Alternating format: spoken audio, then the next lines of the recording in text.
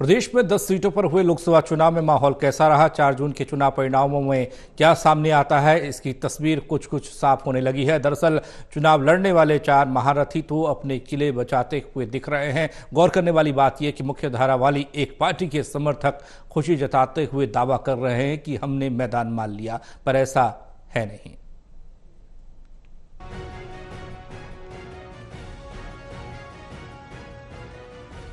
हरियाणा में 2019 के लोकसभा चुनाव के मुकाबले इस बार मतदान में 5.5% की कमी कुछ इशारे कर रही है। सियासत की अच्छी जानकारी रखने वालों का मानना है कि वोट प्रतिशत में कमी का मतलब ये है कि किसी भी पार्टी की हवा या लहर नहीं थी, मतलब परिणाम मिले जुले रह सकते हैं। कम मतदान का मतलब ये भी है कि इस बार 2019 के लोकसभा चुनावों की तरह बड़ी लीड की हार जीत नहीं दिखती। अगर हार जीत का कम मार्जिन है तो इसका मतलब ये भी है कि कई सीटों पर मुकाबले करीबी हैं।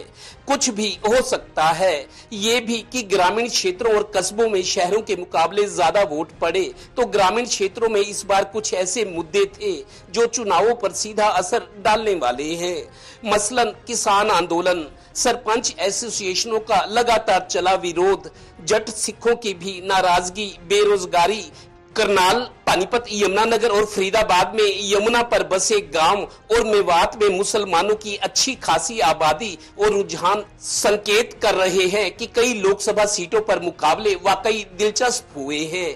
पता तो अब 4 जून को ही लगेगा। यहाँ ये भी कि प्रदेश की एक मुख्य धारा वाली पार्टी के समर्थक छलांगे लगाते हुए दावा कर रहे हैं कि हमने मैदान मार लिया है, अब तो 10 की 10 सीटें जीत रहे हैं, 9 तो जीत ही रहे हैं। दरअसल ऐसा नहीं है। हालात और राजनीति की नब्ज पहचानने वाले मान रहे हैं कि मतदान के बाद संकेत 3-10 या 4-10 वाले भी दिख रहे हैं। टोटल न्यूज की गहन पड़ताल भी संकेत करती है कि 2 या 3 सीट कम होती यकीनन दिख रही है। कस्बों और गांव में ज्यादा मतदान ये जताता है कि मामला इससे भी आगे का हो सकता है। इसलिए जोश के साथ होश रखना भी सीख के लिहाज से अच्छा होगा। गांव की ये खूबसूरती है, कोई चुनाव हो, चुनाव भी एक त्योहार है, और गांव में कोई शादी भी हो तो सारे इकट्ठे हो जाते हैं और आपस में कोई द्वेष भावना नहीं रखते। वैसे पहले हमारा विधायक था, भी मंत्री बन गया, पंचायत मंत्री। अब अच्छा बड़ी आदमी, उसने अच्छे काम करवाए गांव में। ज्यादा उम्मीद होगी मंत्री बनने के बाद? अब ज्यादा उम्मीद है, काम भी अच्छे करवाए उसने।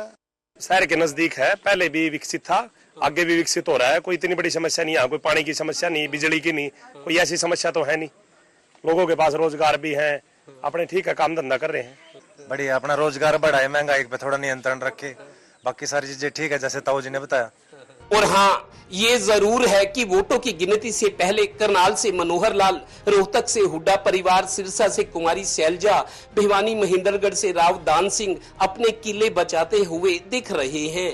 कुरुक्षेत्र से जिंदल परिवार का दारोमदार अभय चौटाला की स्कोर पर निर्भर करता है। 4 जून के रिपोर्ट कार्ड 4 महीने बाद होने वाले विधानसभा चुनाव की झलक दिखाएंगे, पर तब के चुनाव अब के चुनाव जैसी झलक शायद ना दिखाएं। सहयोगी श्रीनिवास और डीपी मल्होत्रा के साथ Devendra Kathoria, total news, Panipat bureau.